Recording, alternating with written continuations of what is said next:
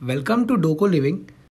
तो आज की वीडियो का टॉपिक है 10 common mistakes made by UPSC aspirants during their preparation. तो चलिए शुरू करते हैं।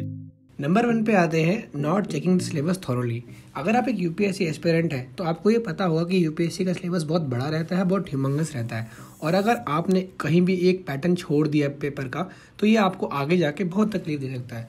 तो पहले अगर आप ध्यान रखें कि सिलेबस को टाइम टू टाइम अपडेट रखें तो आपको ये काफ़ी हेल्प करेगा।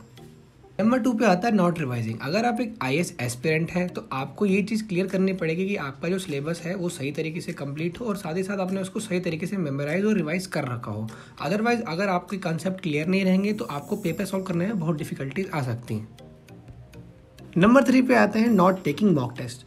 अगर आप एक आईएएस का प्रिपरेशन की तैयारी कर रहे हैं और अगर आपने मॉक टेस्ट नहीं दिए तो आपकी सारी मेहनत वेस्ट जा सकती है, बिकॉज मॉक टेस्ट आपको एक गाइडलाइंस प्रोवाइड कर सकते हैं जहां से आपको पता रहता है कि आगे जाके मुझे कहाँ गलतियां हो सकती हैं और कहाँ मैं उनको रेक्टिफाई कर सकता हूँ।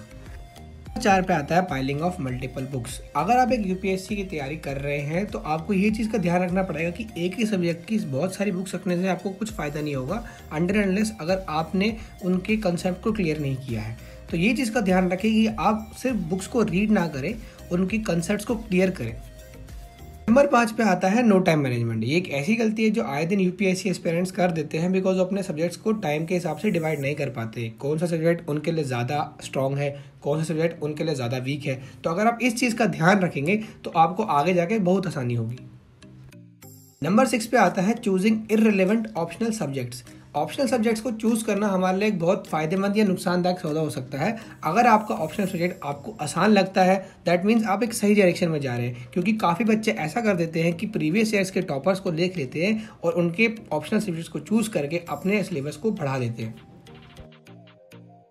नंबर 7 पे आता है reading irrelevant news in the newspaper. अगर आप एक आईएएस, आईएपीएस और आईएफएस की तैयारी कर रहे हैं तो आपको ये चीज़ बहुत अच्छे से पता होगी कि न्यूज़पेपर्स आपकी लाइफ में कितना बड़ा रोल प्ले करते हैं। बट साथ ही साथ आपको इस चीज़ का भी ध्यान रखना है कि आप कोई इररिलेवेंट न्यूज़ ना पढ़े, कोई ऐसी न्यूज़ ना पढ़े जो आपके स्टडी मटेरियल से या आपकी चीज़ों से बिल्कुल मेल ना खाती हूँ।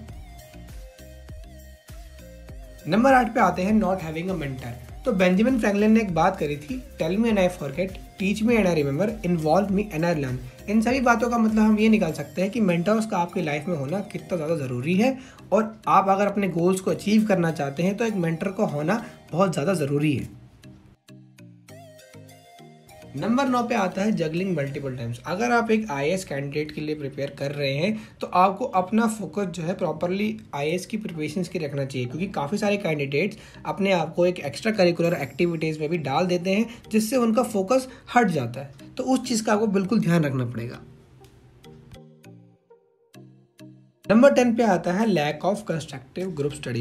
ये हम ज़्यादातर नोटिस करते हैं कि बच्चे हमेशा अकेला पढ़ना प्रेफर करते हैं, बट अगर आप एक आईएएस की प्रिपरेशन के बारे में सोच रहे हैं तो आप अपने आप को एक कंस्ट्रक्टिव ग्रुप में डालने की कोशिश करें ताकि आपको जीडीज एंड पीआईज में आपको आसानी हो, क्योंकि अगर आप एक कंस्ट्रक्टिव ग्रुप में रहेंगे तो आपको बहुत सारे आइडियाज़ और गाइडलाइंस मिलने का फ़ायदा मिलेगा। तो इस चीज़ का अगर आप ध्यान रखेंगे तो आपको आगे जाके काफ़ी सक्सेस मिलने का चांसेस है। इसी नोट पे हम इस वीडियो को यहीं एंड करते हैं। आई होप आपको ये हमारी छोटी सी कोशिश पसंद आई। फॉर मोर डिटेल्स आप डोको लिविंग के सोशल मीडिया हैंडल्स पे हमें चेक कर सकते हैं। Thank you.